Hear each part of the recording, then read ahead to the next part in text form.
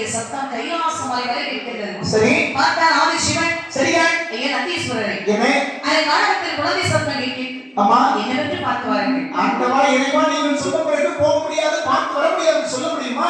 சரி. இதை சென்று வைங்க சுவாமி என்று நந்திதேவர் புறப்பட்டு வருகின்றார். சரி. கைலாசமலை இருந்து இப்படி வருகின்றார் வாருங்கள். எப்படி இருந்தார்கள்? கைலாசமலை கடந்து